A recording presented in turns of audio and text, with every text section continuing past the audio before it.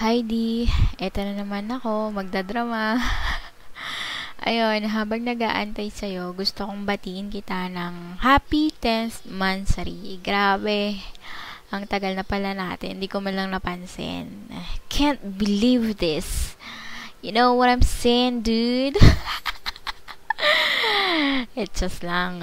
Ayun, eto. Thank you pala sa pagpapasensya mo sa akin, sa pag-iintindi kahit minsan di mo talaga ako maintindihan or madalas kung bakit ako nag-iinarte.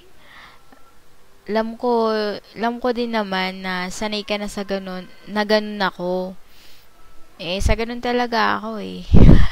Thank you din sa love na bigay mo sa akin. Kahit na masyado akong tupakin, dyan ka pa rin.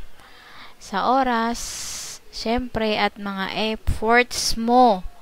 Kahit minsan, di ko na ipapakita na na-appreciate ko ang mga efforts mo.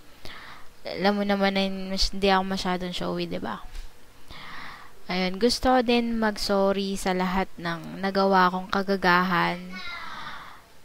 Ang matindi kong pagsiselos, ang pagiging childish, di ko na maalis din yun. Kahit trinay ko, 'di ba? Trinay ko naman. Wala talaga pagbabago. Nature ko na ata 'yon. Ayun, sorry kung lagi kita nasasaktan. Kahit minsan di ko napapansin na nasasaktan na pala kita. Ayun, sorry talaga. Basta hindi ko nabanggit. Basta lahat ng kasi pagbabanggitin ko lahat, baka hindi na magkasya yung oras. Basta sorry sa lahat. Ayun. Pero hindi ko pinapromise na hindi ko mauulit yung mga yun.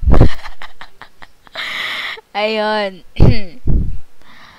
Ito, alam mo ba? Alam mo ba ang swerte-swerte ko sa'yo? Alam mo ba kung bakit? Ha, alam mo. Sabihin mo, bakit? Kasi ang pogi-pogi mo. Mabibigyan mo ako ng magandang lahi. Tapos, ang bait-bait mo pa. Tapos, super loyal. At alam ko na hindi mo na ako dadagdagan or papalitan pa. Sana nga. Ayun, sana walang magbago. Lalo na pag nagkita tayo. Sana ganun ka pa rin hanggang sa pagbalik ko dito. Ayun, sana tumagal pa tayo at sana ikaw na nga ang hinahanap ng puso. Ayun, corny na masyado. Corny na. Ano ba sabihin ko? Asa ka na ba kasi? Wala bang kuryente dyan? O sabihin mo, wala na namang net. Di ka man lang nag-text. Wala kang load. Ang dami-dami mong pang-load sa RAN. Pang-load sa cellphone mo, wala.